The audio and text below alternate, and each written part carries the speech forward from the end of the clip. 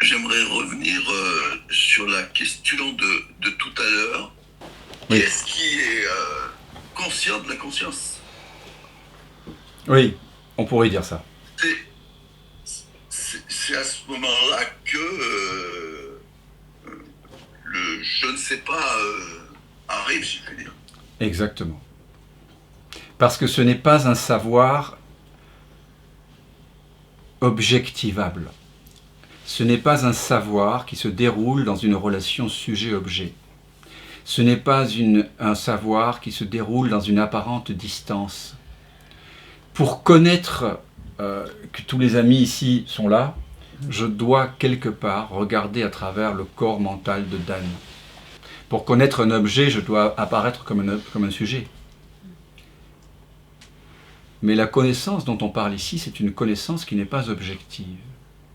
C'est la connaissance de l'être qui se reconnaît lui-même. Et donc on ne peut pas en parler, parce que le moment où être se reconnaît lui-même, il n'y a plus la personne pour en parler. Donc la question, la conscience est consciente tout le temps, en fait. Elle est consciente tout le temps. C'est sa nature. C'est sa nature même d'être consciente. Et donc, elle est par nature consciente d'elle-même. Elle se connaît elle-même. Mais elle n'est pas consciente au sens où nous l'entendons souvent quand on dit « je suis conscient du corps ».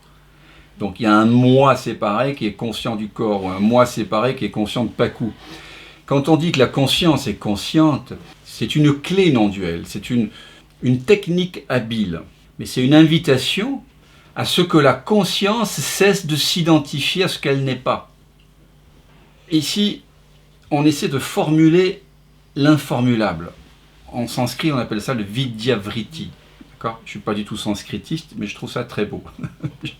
Formulation de l'informulable. Et on essaie avec des mots de pointer vers ce silence. C'est exactement ce que tu dis. Lorsque tu me demandes d'être conscient, il y a en toi, tu viens de nous dire, hein, dis-moi si je me trompe, un espace de non-savoir qui m'ouvre en moi, qui s'ouvre en moi. Voilà. Oui. Voilà. Et bien c'est ça le soi. C'est par là. C'est par là. D'inconnu et de. Voilà. D'intime. Intimité, oui. Parce que c'est inconnu et en même temps c'est reconnu. C'est au moment où.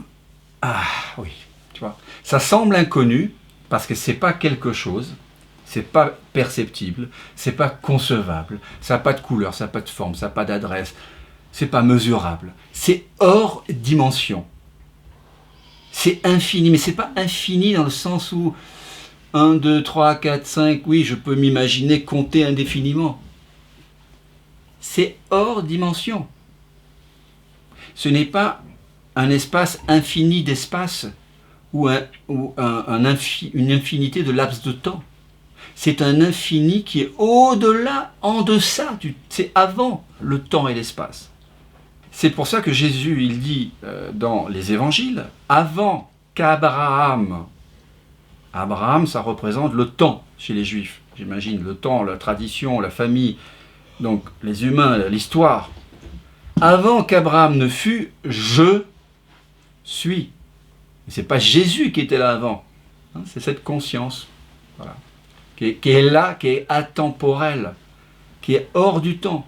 Ce n'est pas un avant temporel, mais on utilise des mots, donc moi je préfère dire qu'il est sans dimension, c'est atemporel.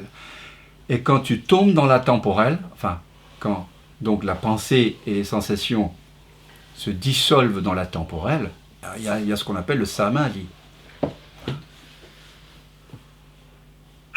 La conscience qui se goûte elle-même, en fait, tu vois. Sciemment, on pourrait dire, tu vois. Elle arrête de s'identifier, elle arrête de rêver.